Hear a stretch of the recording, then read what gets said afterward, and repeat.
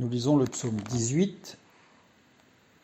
Nous commencerons notre lecture commentée au verset 37 et nous prenons notre lecture au verset 32 pour avoir la continuité de ce que nous avons vu la dernière fois. Car qui est Dieu si ce n'est l'Éternel? Qui est un rocher si ce n'est notre Dieu? C'est Dieu qui me ceint de force et qui me conduit dans la voie droite. Il rend mes pieds semblables à ceux des biches, et il me place sur mes lieux élevés.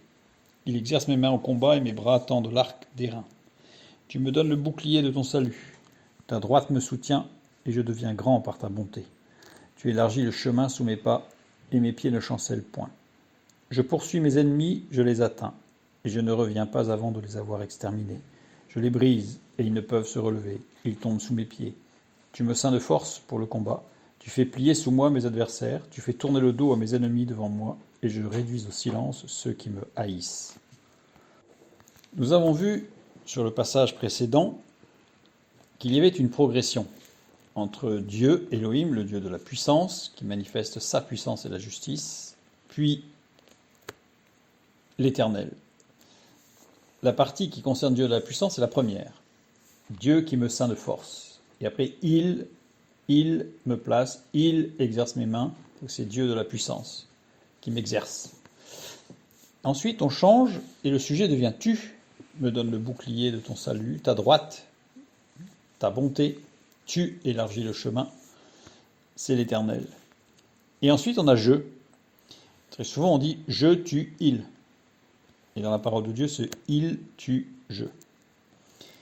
Et le je est intéressant ici parce que c'est la continuité. Et là, je poursuis mes ennemis, je les atteins. Le verbe poursuivre ici, radaf, a deux conjugaisons possibles. Une au radical kal, qui veut dire poursuivre ponctuellement, et ou viser à mettre en sûreté. Et une conjugaison au radical piel, poursuivre ardemment. Ici, il s'agit du radical kal. C'est-à-dire, ce n'est pas je poursuis ardemment mes ennemis, mais je poursuis ponctuellement ou je vise à mettre en sûreté mes ennemis. Le terme ennemi ici peut s'écrire de deux manières, soit oyeb, soit ovieb, qui est la forme complète. Et ce qui est intéressant de souligner encore, c'est qu'il s'agit d'un verbe conjugué au participe actif. Le oyeb, la forme réduite, désigne toute idée d'antipathie, d'inimitié, donc véritablement ce qu'on entend par le sens de ennemi. Alors que ovieb désigne plutôt quelqu'un qui hurle, qui vocifère, qui fait beaucoup de bruit pour essayer d'impressionner et d'avoir l'autorité sur. C'est tout à fait la même chose. Et ici, c'est ovieb. C'est-à-dire que je poursuis ponctuellement ou je vise à mettre en sûreté celui qui vocifère, qui hurle, qui essaye de m'impressionner pour que je lui sois soumis. Je les atteins. Le verbe atteindre ici, nazag, au radicalifile, qui veut dire avoir des ressources, être en sûreté. C'est-à-dire que j'ai des ressources et je le mets en sûreté, mon ennemi, celui qui me crie dessus, celui qui veut m'impressionner. Et en plus, il veut m'impressionner parce que c'est ça, il veut prendre autorité sur moi. Je ne reviens pas avant de les avoir anéantis.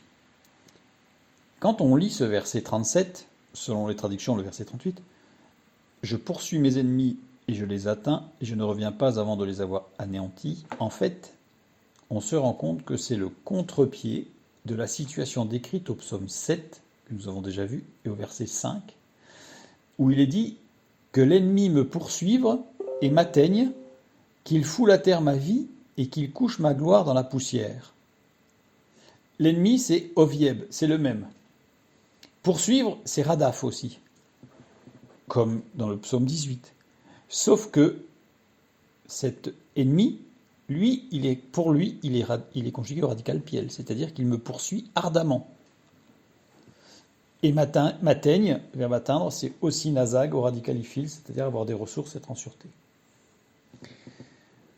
Et ça, on comprend que celui qui veut prendre autorité va arguer de mettre en sûreté. il va arguer de nous mettre en sécurité pour avoir une autorité sur nous, et il faut que nous y soyons totalement soumis. Évidemment, ce n'est pas le vrai but, le véritable but profond. Mais ce qui est intéressant, c'est de voir le contre-pied. Et c'est un contre-pied qui rappelle les paroles de Jésus. Aimez vos ennemis. Aimez ceux qui vous maltraitent. C'est-à-dire qu'on ne réagit pas sur le même plan. On ne réagit pas sur le même plan parce que que notre témoignage et notre action doit amener notre ennemi, celui qui veut prendre autorité sur nous, à rencontrer l'Éternel, c'est-à-dire le Dieu non pas de la puissance, mais le Dieu de l'amour. Le Dieu de l'amour.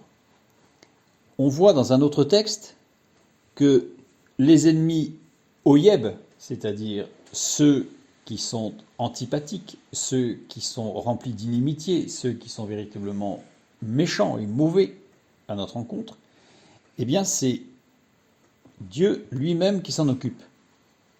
On le voit dans 1 Samuel chapitre 20, le verset 15, quand c'est David qui prie et qui dit « Ne retire jamais ta bonté envers ma maison, pas même lorsque l'Éternel retranchera chacun des ennemis oyeb de David de dessus la face de la terre. » Et remarquons que ce n'est pas Elohim, le Dieu de la puissance, qui va écarter nos ennemis qui sont véritablement méchants à notre rencontre, mais c'est l'Éternel. C'est le Dieu de l'amour.